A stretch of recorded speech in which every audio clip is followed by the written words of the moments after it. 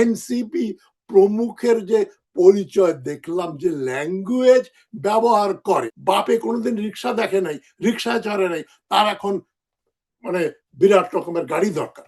আমি নাম বলছি না, এনসিপি নেতৃবৃন্দ আছে, এরা বেসিক্যালি চোর, পেটি বুর্জুয়া চোর, ধান্দাবাজি, চান্দাবাজি, টিনের চালে কাউয়া, তুমি আমার অমুক, মানে জন ফিমেল জেনিটালের কথা বলছি। ওই কয়েক লক্ষ সাদা চামড়া গোরা ইংরেজ এখানে বিভিন্ন জায়গায় বিভিন্ন বিভাগের, এক সময় তো থানার দারোগা হতো সাদা, পরে এসপি সাদা হতো, পরে কালো বা ব্রাউনদের সেখানে যাবার সুযোগ হলো। DC, SDO, SP, DIG, IG, governor সবই সাদা চামড়ার লোক। বিলাত থেকে এই যে মশায় ভরা, ম্যালেরিয়া হয়, গরম, এখানে সাপ, এখানে রাস্তাঘাট ভালো না, বিনোদনের যথেষ্ট ব্যবস্থা নাই, সেখানে আপনি বিলাতের অক্সফোর্ড, কেমব্রিজ বা ভালো বিশ্ববিদ্যালয়ে পাশ করা একজন লোককে ডিসি বানিয়ে নিয়ে আসবেন, এসডিও বানিয়ে নিয়ে আসবেন, এসপি বানিয়ে নিয়ে আসবেন, ডিস্ট্রিক্ট জাজ বানিয়ে নিয়ে আসবেন, তিনি কেন আসবেন? তিনি প্রথমেই বলবেন আমি এখানে বিলাতে যা আয় করি তার চেয়ে দ্বিগুণ, 3 গুণ, 5 গুণ বেতন দিতে হবে, আমার গাড়ি থাকবে, যখন মোটর গাড়ি ছিল না তখন ঘোড়ার গাড়ি ছিল, তার মানে ওই চালক কোচমান ছিল, তার দারোয়ান ছিল, নখ কেটে দেওয়ার মানুষ ছিল, পা মালিশ করার মানুষ ছিল, রান্না করা, বাগান দেখা, বাচ্চাদের দেখাশোনা করা, এক একজন অফিসারের 8-10 জন কর্মচারী ছিল। আমি এটা নিয়েই আমার পিরিয়ড, আমার যে গবেষণা মেইন এই 1920 থেকে 47-এর পূর্ববঙ্গ, যদিও তবে এটা ভারতবর্ষের সর্বত্রই এটা প্রযোজ্য, যে সরকারি অফিসারদের সুযোগ সুবিধা এবং রাজনৈতিক নেতাদের সঙ্গে তাদের দ্বন্দ্ব। রাজনীতিক মানেই তারা হচ্ছে ভারতের স্বাধীনতা চায়, তাদেরকে দমিয়ে রাখতে হবে, জেলে দিতে হবে, শাস্তি করতে হবে, তাদেরকে সুযোগ মতো মার দিতে হবে, এই ছিল পলিসি। ধরো মার, জুতা মারো, এদেরকে জেলে ভরো। পুলিশের অধিকার ছিল সবচাইতে বেশি। পুলিশ, ম্যাজিস্ট্রেট, ডিস্ট্রিক্ট ম্যাজিস্ট্রেট, বিচারক, এদের যে অধিকার এবং প্যারাফার্নালিয়া, গাড়ি বাড়ি, সরকারি সুযোগ সুবিধা, বেতন, আপনি হয়তো চেয়ার থেকে পড়ে যাবেন আমার কথা শুনলে। এই যে যখন ফজলুল হক সাহেব যখন 1937 সালে অবিভক্ত বাংলার মুখ্যমন্ত্রী ছিলেন, অনেকে তাকে প্রাইম মিনিস্টারও বলতো, সে সময় একজন মন্ত্রীর বেতন ছিল 2 থেকে 3 হাজার টাকা, যখন চালের কেজি ছিল 25 পয়সা। 25 পয়সা চালের কেজি, 50 টাকায় 1 ভরি সোনার দাম, তখন মন্ত্রীর বেতন ছিল 3,000 টাকা। চিন্তা করতে পারেন যে কত টাকা সেটা, মানে কয়েক কোটি টাকার মতো। তো এই যে সুযোগ সুবিধা দিয়ে, এবং সরকারি অফিসারদের ওই রকম বিরাট বিরাট বাংলো, আপনি যে কোনো ডিস্ট্রিক্টে যান, ডিস্ট্রিক্ট জাজের বাংলো দেখলে মাথা খারাপ হয়ে যায়, ডিসির বাংলো, বিরাট বিরাট ব্যাপার। আপনি স্বাধীন দেশে, এই যে আমি কানাডায়, সিঙ্গাপুরে, অস্ট্রেলিয়াতে, আমেরিকায় চাকরি করেছি, সারা জীবন এখানে ছিলাম, কোনো ডিসি বলে কোনো জিনিস শুনি নাই। ভিআইপি আবার কি জিনিস, মন্ত্রীর আবার গাড়ি থাকে, এ কথা আমি জানতামও না। ভাইস চ্যান্সেলর, আমি ইউবিসি, পৃথিবীর 40 নম্বর, 40টা সেরা বিশ্ববিদ্যালয়ের একটা, সেখানকার যে প্রেসিডেন্ট ছিলেন, মানে ভাইস চ্যান্সেলর, তার গাড়ি, তিনি একটা ছোট্ট টয়োটা করোলার মতো গাড়ি চালিয়ে আসতেন, নিজের গাড়ি। তাকে যে প্রিভিলেজটা দেওয়া হতো, ওনার জন্য একটা রিজার্ভ পার্কিং ছিল, যাতে ইউনিভার্সিটির প্রেসিডেন্ট সাহেব এসে, উনি মহিলা ছিলেন, উনি এসে গাড়ি ড্রাইভ করার জায়গা পাবেন না, এই জন্য রিজার্ভ ছিল। অফিসের কাছে একটা পার্কিং লট ছিল প্রেসিডেন্টের জন্য। কোনো গাড়ি, কোনো ড্রাইভার, কোনো পেট্রোল ছিল না। আমাদের ঢাকা বিশ্ববিদ্যালয়ের ভাইস চ্যান্সেলর বাসার থেকে তার অফিস, ওই যে নীলক্ষেতের ওইখান দিয়ে হেঁটে যেতে 2 মিনিট থেকে 3 মিনিট সময় লাগে। তার জন্য ভাইস চ্যান্সেলরের গাড়ি থাকে, ড্রাইভার থাকে, অনেক ভাইস চ্যান্সেলরের 2টা 3টা গাড়িও মেনটেন করেন সরকারি টাকায়। এই যে প্যারাফেরনালিয়া, এটাকে আমরা হালাল করে দিয়েছি।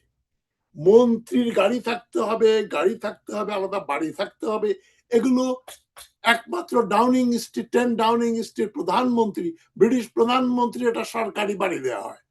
আর কোন মন্ত্রীরা, অনেক মন্ত্রীরা টিউবে করে বাসে করে অফিসে যান আসেন, তাদের নিজের গাড়ি থাকে না। আমেরিকাতেও তাই, সরকারি গাড়ি থাকে না। এগুলো বন্ধ করেন। কিন্তু আমাদের দেশে কলোনিয়ালিজম, কলোনাইজেশন একটা শব্দ হচ্ছে ডিকলোনাইজ হওয়া। আপনি এই যে কলোনি ছিলেন, কলোনি আমলে যে ব্যবস্থা ছিল সেটাকে ডিকলোনাইজ করা হবে। এই যে 4টা দেশের নাম বললাম, পাকিস্তান, ভারত, শ্রীলঙ্কা, বাংলাদেশ, এর মধ্যে ডিকলোনাইজ দেশ বলতে আমরা ভারত এবং শ্রীলঙ্কাকে বলতে পারি। আমি ভারতে, কলকাতায় আমি বহুদিন ছিলাম আমার পিএইচডি থিসিসের সময়, আমার ফিল্ড ওয়ার্কের সময় 82-83-তে।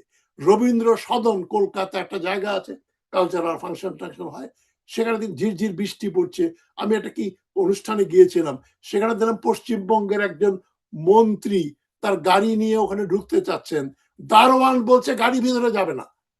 তো ড্রাইভার বলছে যে মন্ত্রীর গাড়ি, এই যে ফ্ল্যাগ, তো ड्राइवर বলছে फ्लैग हमने देखी है, फ्लैग দেখছি, मगर গাড়ি अंदर नहीं जाएगी। এবং মন্ত্রী তাড়াতাড়ি লজ্জা পেয়ে ওই দরজা খুলে নিজে হেঁটে ওই বৃষ্টির মধ্যে ভিজতে ভিজতে উনি ঢুকে পড়লেন। আমাদের দেশে যদি কোনো সরকারি দারোয়ান মন্ত্রীর গাড়ি যেখানে গাড়ি নিষিদ্ধ, সেটা যেদিন বলতে পারবেন যে মন্ত্রী মহোদয়ের গাড়ি কিন্তু ভিতরে যাবে না, ভিতরে গাড়ি যাওয়া নিষেধ, ওর চাকরি চলে যাবে, গোষ্ঠী নিপাত হয়ে যাবে। কারণ এখানে যারা মন্ত্রী যেখানে বসেছে কুশিক্ষিত, চোঙ্গাবাজি করে, এনসিপি টাইপ, মন্ত্রীর ড্রাইভারের গাড়িও কেউ কোথাও বাধা দেওয়ার শক্তি আছে থাকতো মন্ত্রী। আমাদের সমাজের দুর্নীতির কথা বলছেন, চাঁদাবাজির কথা বলছেন, আমাদের সমাজটা হয়ে গেছে কি এখন, এই যে নতুন প্রজন্ম, একসময় যখন হাসিনার আমলে আমি টক শো করতাম, আমি মনে করতাম 40-এর নিচে যারা বয়স তারা সাহসী, সৎ। এই এনসিপি প্রমুখের যে পরিচয় দেখলাম, যে ল্যাঙ্গুয়েজ ব্যবহার করে, একজনকে জাতীয় বীর বানিয়ে দেয়া হলো, তিনি মেয়ে মানুষের যৌনাঙ্গ, জননাঙ্গের ওই যৌনাঙ্গ কেটে ছিঁড়ে ফেলবেন, হ্যাঁ, সে হয়ে গেল বিরাট, তাকে কাজী নজরুল ইসলামের কবরের পাশে থেকে কবর দিতে হলো। ওই রকম অশ্লীল স্লোগান বের করা।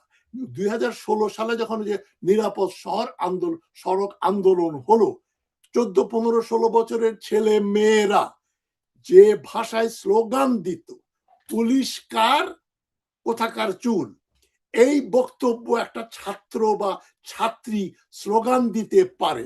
টিনের চালে কাউয়া, তুমি আমার অমুক, মানে ফিমেল জেনিটালের কথা বলছি। আমরা এই কথা শুনলে কানে আঙ্গুল দিতাম। আমি এখনো আপনার সামনে আমি কথাটা বলতে পারছি না।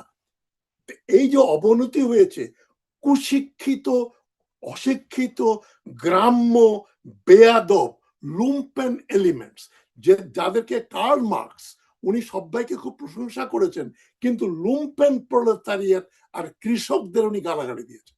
উনি বলছেন কৃষক মানেই আলুর বস্তা, সে নিজেকে নেতৃত্ব দিতে পারে না, সে দালালি করে, তার জন্য মাতব্বর এসে মোসাহেবি করে, তাকে দিয়ে কোনো আন্দোলন করা যায় না, বিপ্লব করা যায় না।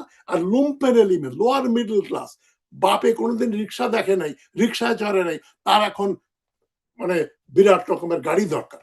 আমি নাম বলছি না, এনসিপি নেতৃবৃন্দ আছে, এরা বেসিক্যালি চোর, পেটি বুর্জুয়া চোর, ধান্দাবাজি, চাঁদাবাজি। এখন চাঁদাবাজি বন্ধ করবে মন্ত্রী, পুলিশ ঘুষ খায়, আচ্ছা পুলিশ ঘুষ খায় ভালো কথা, পুলিশের চাকরি নিতে 1.5 লাখ, 2 লাখ, 3 লাখ, 5 লাখ টাকা দিয়ে একটা কনস্টেবলের চাকরি কেন নেওয়া হয়?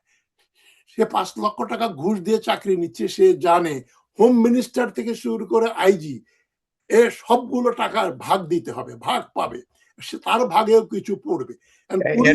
এর চেয়ে মজার বিষয় হলো, দুঃখিত আমি আপনাকে একটু ব্রেক করছি, এর চেয়ে মজার বিষয় হলো মানে চাকরিতে ঢুকতে তো ঘুষ লাগাটা ঠিক আছে মেনে নিলাম, চাকরি ঢোকার পর এরপরে এদিক সেদিক যাওয়ার জন্য যে বিশাল বিশাল অঙ্ক দিতে হয়, সেটা তো বুঝতে পারতেছেন।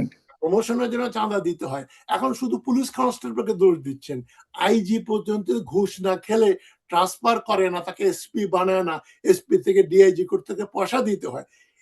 এর সমাধান আছে। সিঙ্গাপুর আমাদের মতো করাপ্ট ছিল, লি কুয়ান ইউ আসার পরে ডান্ডা দিয়ে চোখ বন্ধ করে কে তার আত্মীয় কে তার দেশের বাড়ির লোক। আমাদের দেশের সবচেয়ে বড় দুর্দশা হচ্ছে দেশের বাড়ি কোথায়। আপনি যে বলবেন বা আপনাকে ট্রেনে দেখা হলে বাড়ি কোথায়, ফরিদপুর। ফরিদপুর কোন জায়গায়, কোন থানায়, কোন গ্রামে, সঙ্গে সঙ্গে সে একটা আত্মীয়তার খোঁজ পেয়ে যাবে।